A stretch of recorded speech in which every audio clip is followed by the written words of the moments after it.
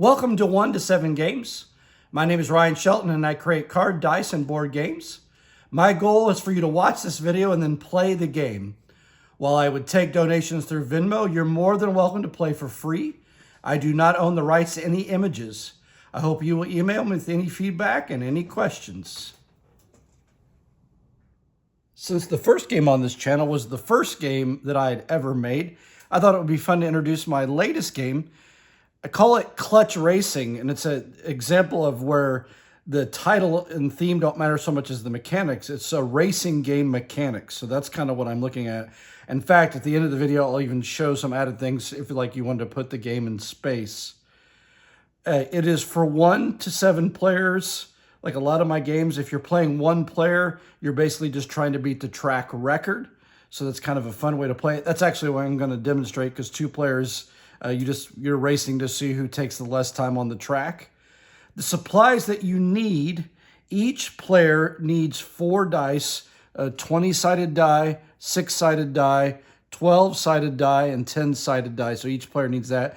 You could share dice. You can use a dice app. Anything of that will work. You want to know, just maybe have a quick chart of the die penalties. So when you roll the 6-sided dice, it doesn't add any time. If you roll the 10-sided dice, it adds 2. I'll demonstrate all that. So that's kind of how that works. You need a way to track how you're doing in the race. This is just kind of a fun example of a 2-way to race. You can use tally marks. You can use a counter, any number of ways to just track how many turns it takes you to do the race. The last supply is what you need is your race track, however you're racing. You use playing cards for this. It doesn't matter how many you have. They're going to be a variety of numbers. You don't want to use an ace because that's automatic pass. And a 10 should be the hardest, so you don't need the face cards. So basically, I'm just making any order of playing cards. The black cards are meant to be the straightaways, so they're going to be, on average, smaller numbers, so you can get through them easier, whereas the curves are the red cards, and you'll notice I have a 9 and an 8 in there, even though, you'll notice I have 5s, the straightaways, and curves, so just trying to make a fun racetrack. The difference between the straightaways and the curves does matter when you start adding components to the game, like different race cars or possible accidents, and I'll show you, again, that at the end of the video. So now I'm just going to demonstrate how to play a game. So when you encounter a track piece, so I've got a 6. I am going to pick which die that I want to roll. So the idea to pass this part of the track, you have to eventually roll a 6 or higher. So the amount of times or the amount of rolls that you take would add up to your time. So interestingly, further along on the track is not as good. You want to be closer to the beginning as you can. And so if I've got the 6, I think about, I don't want to roll a 6-sided die because it's very rare that I'm going to roll a 6. So I'm just going to add to my time, The reason you wouldn't always roll the 20-sided die is that however many times you roll the die, so if it takes 3 rolls to roll a 6, so that'd be 3, but then I add 5 time. So it would be 8 total. So what you have to do is strategize is what gear, that's why it's called Clutch Racing, that you want to use. Since it's a 6, I think I'm going to do the D12, but you could do any number of these. It'd be easier to do 12. So I'm going to start with the D12. So I'm going to roll that. So I roll a 4. So I didn't roll a 6 or above. So if I'm starting, then that's 1 time unit. So I'm going to roll until I get a 6. You cannot change die. So I'm stuck with this one. So I rolled 11, so that was my 3rd roll. Since I am rolling the 12-sided die, I have to add 3 at the end of that turn. 1, 2, 3. So it's basically taking me 6 time units to get through this. So if I had rolled the D20 and when I rolled right away, 6 or higher, I would have had about 6 as well. So it was a pretty good use of the 12-sided die. Then you just go to the next piece of track. The one kind of exception to this is what's called the perfect line. It doesn't work with a 6-sided dice, but let's say I'm rolling against this 4, and I'm going to roll the 10-sided die. If I roll the biggest number on the die, so if I roll a 10, that would be the perfect line. So that would count as 1 roll, But since it's the perfect line, since it's the highest number, I do not have to add the time bonus, and I would go right through the number 4. So that's kind of how the perfect line works. So 10, 12, or 20 on any of those dice. That'll get you the perfect line, and you'll do 1. So when I get to the 3-sided die, or 3 card, that's the 3 part of the track straight away, I'm going to go pretty fast. So I'm going to roll the 6-sided die because it's not going to add any time. So I roll a 6. That's only 1 die roll. It's 3 or higher, so I've hit that part of the track. So you get the strategy that comes in. I'm obviously for a 9, I'm not going to roll the 6. I'm probably not going to roll the 10 because that would be really going to be a 9 or a 10 to get by it. So I've got to make that decision between the 12 and the 20. And this is where head-to-head racing really comes in fun, because if you're way behind, you might try the 12. If you're ahead, you might try the 20. So I'm going to do the 20-sided dice. If I roll a 20, then I'll be in really good shape, but only on the first roll. So I rolled a 10, so that's more than the 9. Again, if I would have rolled a 20, I would have gotten to have the perfect line, so I would have taken 1 for the roll and added 1 more. But since I get 10, I get to take the 1 for the roll, and then I'm going to add 5. 1, 2, 3, 4, 5, because that's the time penalty. Just to keep in mind, the perfect line only counts for the first time you roll a die against a card, not whenever you roll. So again, I got pretty lucky there. I got an 8, so I got to decide. I'm going to try a 12 just to show how that looks, because it's less of a time penalty. I rolled a 1. Oop, that didn't do well.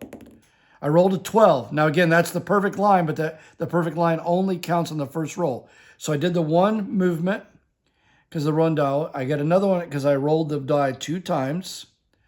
And then it's plus 3 because I used the 12-sided die. 1, 2, 3. Okay? But I got past that one pretty quick, to be honest with you.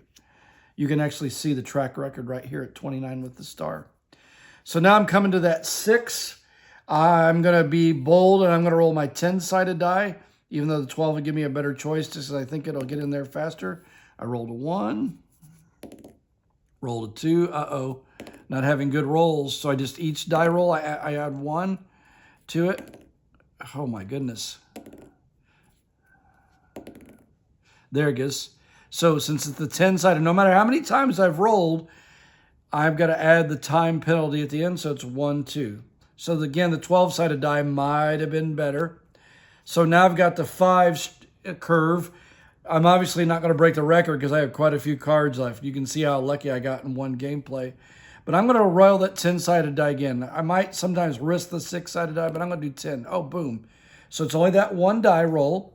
8 is bigger than 5. Since it's the 10-sided die, I add 2. Oops, 1, 2. And I get past that part of the track. So I know, and you can kind of look at the track or know the track's kind of fun. I got some 5s. So I might risk by rolling a 6-sided die to see if I can get by it luckily, which I'm not having good luck at all. Oh, there it is. So actually, a 10-sided die, if I had rolled it right away, it would have been less. So that's kind of the strategy. So again, I'm going to try a 12-sided die just to see if I make sure I get it. So 1 for the roll. 9 is more than 5, but I got to add 3. 1, 2, 3. Now I'm kind of in the straightaway. This 3, I'm definitely going to roll a 6 against it. Boom. Got it. Perfect. Now, again, all the thing I can't do is roll a 1, which I got. So it took me 42 time units to get to the end of the track.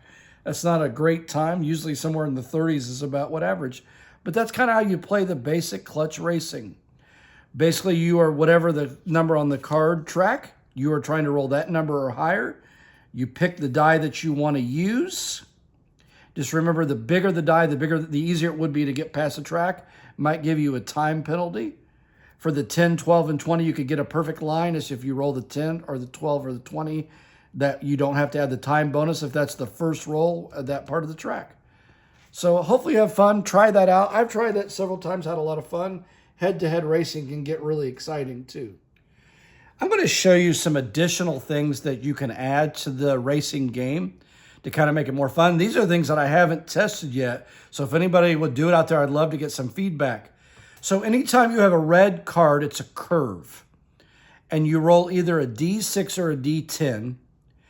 If you fail on that roll, so let's say the number is 6, and I roll a 10-sided dice and I roll a 3. So I did not get past that roll. that means I have to roll a disaster die to resolve the damage that might happen to my car. And so I kind of made a chart to test that out. If you rolled a 1 or 2 on your 20-sided die, you wouldn't finish the rate. Do not finish. 3 through 8, you couldn't roll a D12 the rest of it. 9 through 14, you get a penalty every time you roll those. 15 through 19, you get a one-time penalty of 5 time units, or if you roll a 20, you get lucky and no damage. So that's a way to kind of add a damage or an accident to it. So again, red card curve, only when you use a D6 or D12 and you don't roll high enough to get past the curve. So that's kind of a fun way to do that.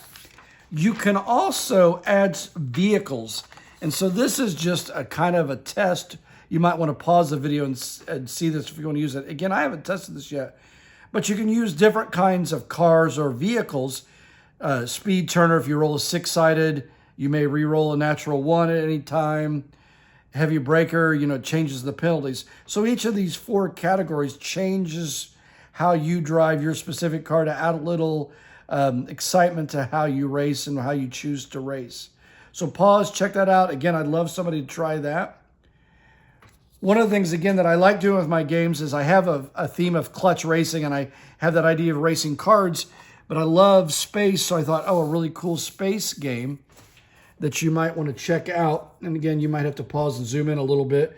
But if you wanted to add the kings and queens into this deck, right? If you wanted to add a face card. So let's say you had the king and you would kind of place the track on the king. It would be a modifier. And each of these things changes how you would race. So like you hit an asteroid field and you can either use certain dice, you can't use others, and you got to roll an even number. You got to add to your thing when you get a queen or some kings. There's lots that you could try here. So again, I tried this, but it might be something worthwhile you coming in and see if there are other ways you can make space racing games, drag racing, all kinds of racing that you can add to it that kind of change those dice roll. That is 1 to 7 games clutch racing. I hope you will email me with any feedback, and I hope you have fun playing.